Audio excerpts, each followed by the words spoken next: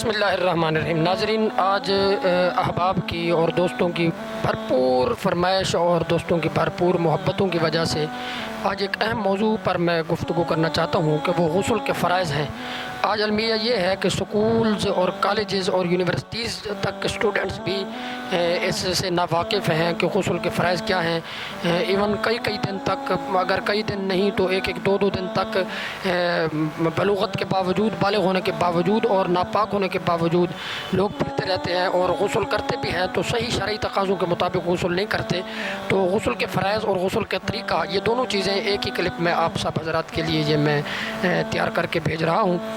پہلے نمبر پر آپ یہ ذہن نشین فرما لیں کہ غسل کے 3 فرض ہیں۔ پہلے نمبر پر کلی کرنا، کلی اس طرح کلی کرنا کہ منہ کے ہر پرزے، گوشت، ہونٹ سے حلق کی جڑ تک ہر جگہ پانی بہہ جائے۔ مسوڑے دانت کی کھڑکیاں، زبان کی ہر کروٹ میں حلق کے نیچے تک پانی بہے۔ اگر روزہ نہ ہو تو غرارہ کرے تاکہ پانی اچھی طرح ہر جگہ پہنچے۔ اور دانت میں کوئی چیز اٹکی ہوئی ہو جیسے گوشت کا ریشہ، چھالیا یا پان کی پتی وغیرہ، یا کوئی بھی چیز جو دانتوں کے درمیان دانتوں کا خلال کرنا ضروری ہو، ٹوتھ پک یوز کرنا ضروری ہو تو اس کو چھڑانا ضروری ہے۔ اگر ایسا نہ کیا اور دانتوں کے درمیان کی جگہ سے پانی نہ گزرا تو غسل نہیں ہوگا۔ یہ تو کلی کی تفصیل ہے۔ مختصر یہ ہے کہ پورے منہ کا ہر پرزہ جو ہے وہ پانی سے دھل جائے اور کلی کے دوران کوئی منہ کا اندر کا حصہ خشک نہ رہے، دانتوں کے درمیان کی جگہ خشک نہ رہے، نمبر 1۔ دوسرے نمبر پر دوسرا غسل کا فرض یہ ہے کہ ناک میں پانی ڈالنا، یعنی دونوں نتنوں میں، ناک کے دونوں سوراخوں میں جہاں تک نرم جگہ ہے اور جہاں تک کہ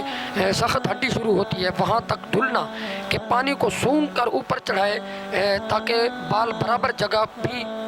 دھلے سے رہ نہ جائیں، یعنی ناک میں جو بال وغیرہ ہیں وہ بھی دھل جائیں۔ اگر ایسا نہ ہوا اور ناک میں اگر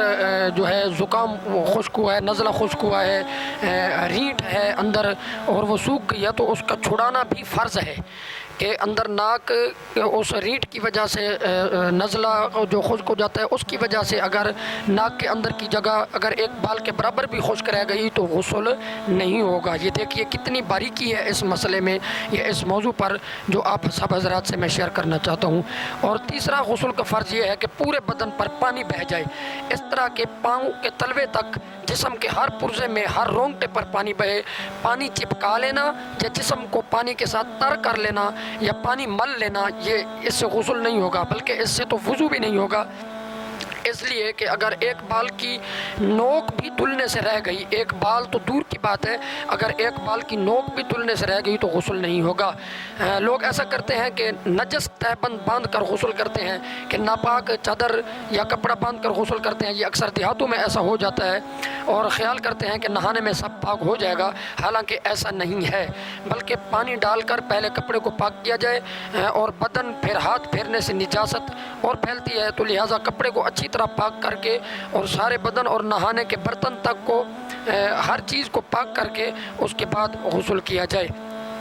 تب غسل کرے، ورنہ غسل تو کیا ہوگا، اس تر ہاتھ سے جن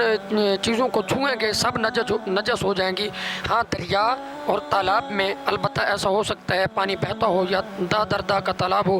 وہ بھی جب کہ نجاست ایسی ہو کہ بلا ملے دھوئے پانی کے دھکے سے خود بہہ کر نکل جائے، ورنہ اس میں بھی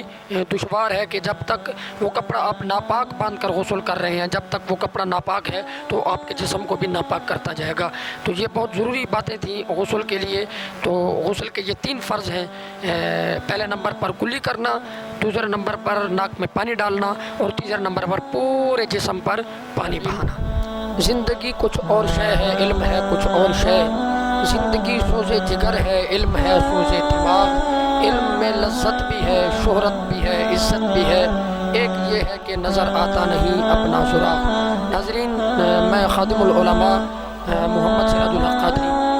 گزارش یہ ہے کہ آپ میرے اس چینل کو سبسکرائب کریں، اس کو لائک کریں، اور انشاءاللہ العزیز گاہے بگاہے وقتاً فوقتاً آپ کو علمی، فکری اور ادبی اور